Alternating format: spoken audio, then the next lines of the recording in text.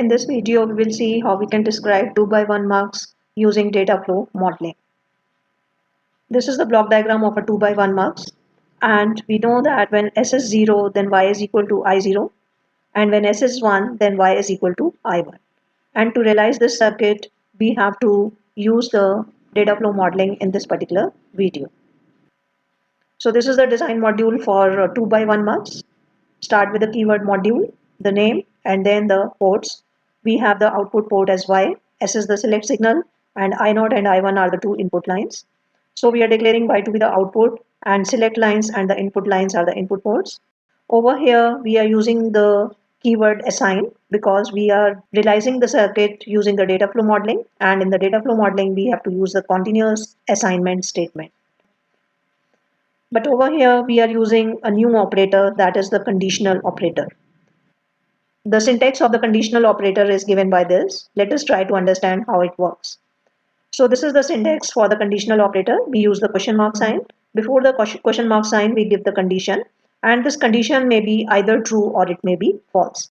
If the condition is true, then Y is equal to the true expression. And if the condition happens to be false, then Y is equal to the false expression.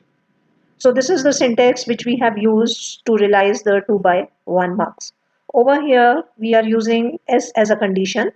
So S may be 0 or it may be 1.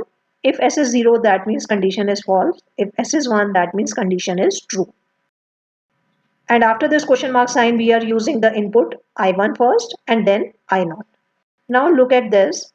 If S is 1, that means condition happens to be true. If the condition happens to be true, this first expression over here, this will be equal to Y. So Y becomes equal to I1 if S is 1. This is what we wanted. Now if say S is equal to 0, that means condition is false. Then what will happen? This I0 will be equal to Y. So if S is 1, Y is equal to I1. If S is 0, then Y is equal to I0. This is what we wanted, and we are able to realize it using this conditional operator. So by writing down the data flow description of 2 by 1 MUX, we have learned a new operator, that is the conditional operator. Now in order to simulate it, again we have to write down the test bench for it. So say the test bench is written down like this. This is a simple test bench and there's nothing new in it. So now let us execute this program using the online simulator and see how the output looks like. So this is a design module for a 2 by 1 MUX.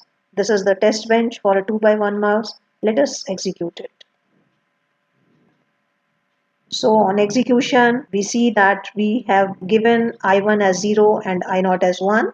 So if S is 0, Y should be equal to I0, which is 1. So we are getting Y as 1. And if S is 1, then Y should be equal to I1, and I1 we have taken as 0. So we are getting 0. So we see that our design is correct, and this is how we can design 2 by 1 MUX using data flow